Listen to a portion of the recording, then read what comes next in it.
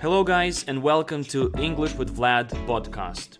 My name is Vlad and today we are going to talk about why we forget English, why we forget what we learn and how we can fix this.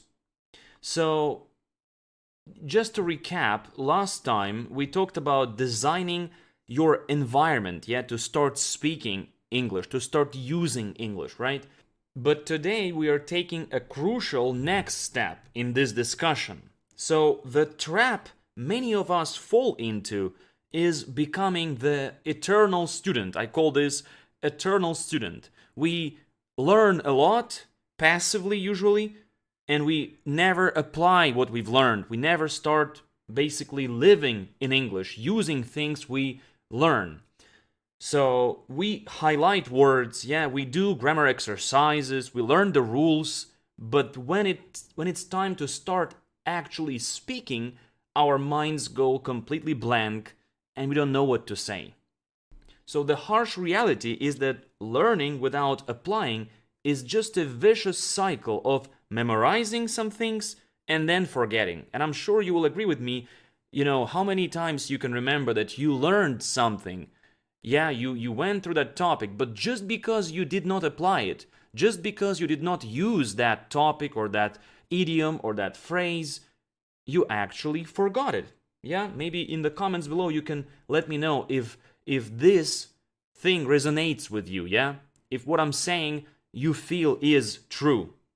The science behind this goes all the way back to the 1880s with the Ebbinghaus forgetting curve. So that man, with his research, proved that if you just learn something passively, you will lose about 70% of it within 24 hours. Let me say that again. So that research, that experiment proved that you will lose about 70% of what you learned within the first 24 hours. That is crazy, guys. So another fact is that Hebb's law in neuroscience tells us that neurons that fire together wire together. Let me explain that better. So reading a word, only trains your brain to recognize it on paper. To actually say that word, speak it, you have to physically use it. So your speaking neurons fire and connect. And it's kind of obvious, I've been saying this all the time, that whenever you learn something, say it aloud, say it aloud. I also say that reading aloud in English is a shortcut to fluency. Why? Because reading aloud is the closest activity you can perform to speaking. It's the closest activity to speaking, right? So, psychology also proves the generation effect, which means we remember information much better when our minds generate the sentence, rather than just passively reading someone else's. And here's one important rule and principle I wanted to share with you that kind of proves to be very, very effective. So, whenever you learn something new, and then you want to make a sentence with that phrase or that idiom or that new word, try to make that sentence about something real in your life, your family life, or your friend's life. There is, again, scientific evidence that proves that if the statement or if the sentence is about something real in your life or in somebody else's life that you know, there is higher chance for you to remember that and memorize that particular sentence or that phrase. Okay, so let me say that again. Try to make sentences that are realistic, because again, you're practicing taking something from your imagination, from your thoughts, and translating that into language. That's very important. So let's talk about some strategies how you can fix these kind of problems and these kind of negative situations when you only learn something and don't use it, don't apply it. So the first strategy to fix this is the 24-hour rule. If you learn something like a new collocation, a phrase, or a grammar rule today, you have a strict 24-hour deadline to use it in real life, okay? Now, it also means that you probably should focus on quality more than quantity. I see some students want to learn 20 words, 5 idioms, 7 sentences, and so on.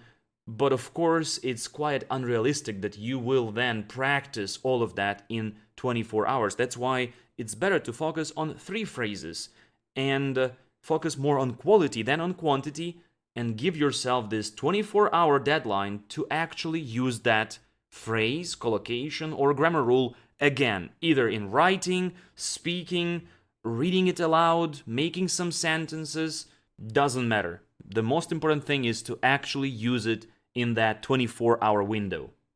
How to actually do it? Well, you can easily do this by putting it in a work email, like a little phrase, a sentence, or a collocation, and sending maybe a WhatsApp message or a WhatsApp voice note to a friend or even to yourself. Who stops you from sending a voice message into your Telegram saved messages, WhatsApp or Viber send messages? You have the microphone. You can easily practice recording a sentence or a paragraph and use that idiom, that collocation, or that grammar rule. Or, for example, you can just force yourself to use it in your next lesson, you know? Many of my students feel proud and happy when they used a phrase, a collocation, or a grammar rule that we've already worked on or that we had worked on in some previous lessons. And that's the point. Now, the second strategy to fix this is what they call the Feynman technique.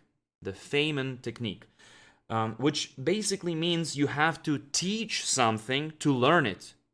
And again, it proves that this works really well because just imagine, guys, I'm an online teacher, right? And as much as I try to improve myself daily, I forget things as well, right? I'm just a human after all, right? I forget things. But you see, teaching 4, 5, 6 lessons every single day makes me review all of those rules, repeat those collocations, and use them actually with my students.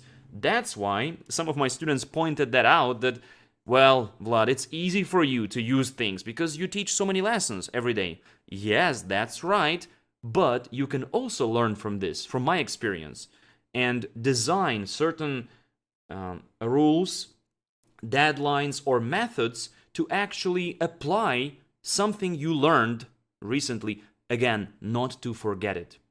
So, for example, do this. If you just learned the rules for modal verbs, explain them out loud to your mirror, maybe to your dog, or maybe to a speaking partner.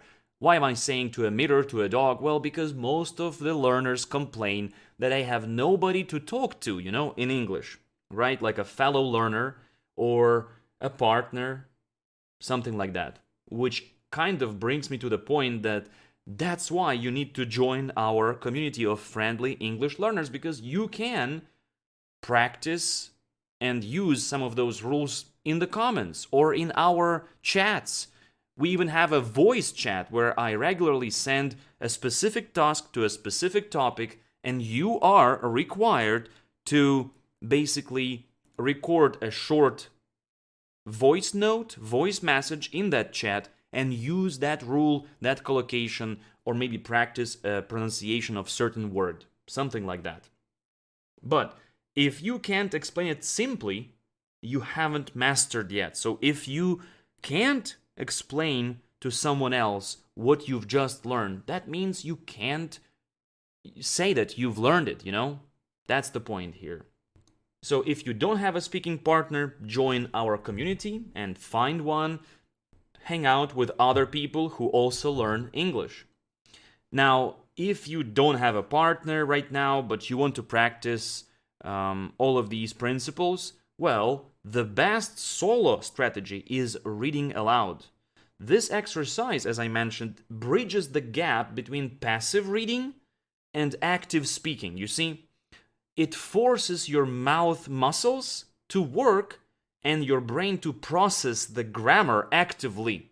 I honestly think that reading aloud is the best thing you can do. And that's why I created a weekly Read Aloud challenge in our Patreon community. Again, it's a great way to practice and apply what you've learned consistently, because we run that challenge on a weekly basis. It's not just about reading, though. It includes interactive tasks, where I give you all kinds of tasks that force you to apply the vocabulary and grammar immediately after you read the text, right? So, my final message to you guys is that you need to stop learning in isolation. Stop just learning, okay? Start using things you've learned. And use the principles I've given you today. Like give yourself that 24-hour deadline to use what you've learned. Then apply Feynman technique. Teach that to someone else. And of course, join our community to continue practicing with other like-minded fellow learners. Join our community. Jump into this week's Read Aloud challenge. I'm actually working on that text right now, and it has 7 deep interactive tasks in addition to your reading aloud task. And you can actually start using the English you learn. You can find the link to the community and to the Read Aloud challenge in the description. And finally, in the comments below, please let me know your thoughts about this principle. If we just learn, we forget. So not to forget, we have to start using it, but very proactively by forcing yourself to actually do it. Let me know your thoughts in the comments below. Thank you so much for listening, and I'll see you in the next episode of English with Vlad podcast.